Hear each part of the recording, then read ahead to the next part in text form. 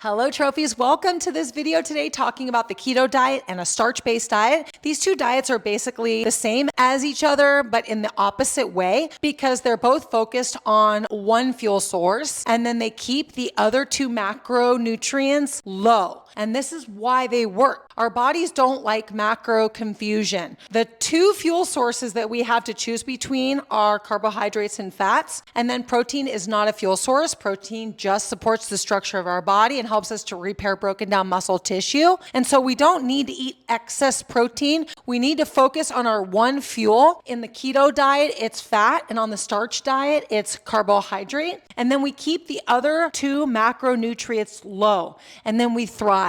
This is the trophy ticket. This is the key to success. No matter which diet you choose, you will thrive. So you need to choose the one that you can stick with for the rest of your life. And then when you transition onto your choice diet, you need to do it slowly and sustainably. And one way to do that is to study the diet before you transition onto the diet so that you know all of the different breakfast, lunch, and dinner options that you can eat on these two diets. And then when you're ready to transition onto these diets, you're prepared and you need to stay hydrated and you need to move a lot. That's the ticket to your success, is moving a lot while you're transitioning. And it's because the movement is going to keep things moving through as your body adjusts.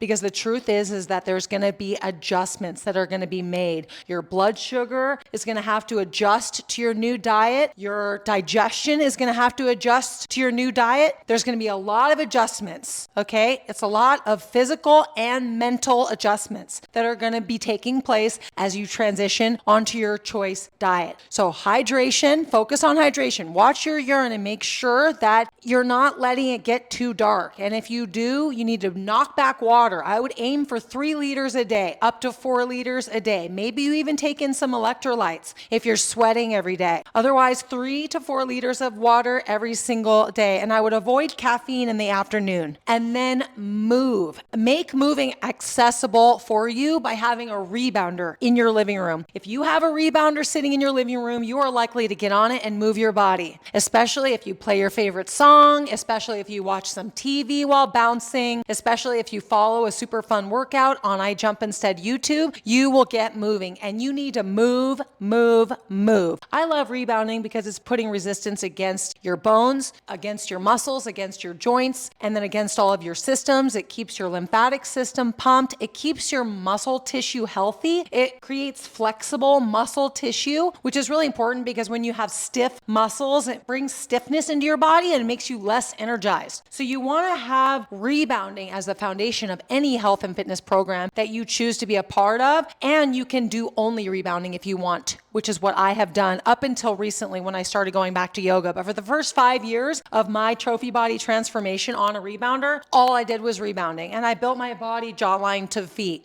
And so if you want to get a rebounder, I'll link a video down in the description box below that you can watch so you can figure out which rebounder will work for you. And so otherwise, you need to pick your diet and then you need to study the diet. And you can do that with AI. Ask AI. When it comes to a starch-based diet, you have your grains, your potatoes, your legumes. Hey, AI, what foods, what breakfast, lunch, and dinners can I make on a starch-based diet, keeping my fats and proteins low? AI will give you all the information that you need. You can ask AI about a keto diet. I want to keep my fats up and my proteins and carbs low. What meal options can I make and eat on a keto diet? If you want to add in a little extra protein because you're wanting to make sure to meet your protein needs and you believe that you need more protein, add in some more protein. You also need to have essential fat on your body. When you're on a keto diet, you're already getting all the fat you need. But when you're on a starch diet, you need to add in a little bit of fats so that your body has essential fat and you're keeping your hormones healthy. And so what I like to do is I like to focus on the starches and then sprinkle in the fats and proteins. Just sprinkle them in.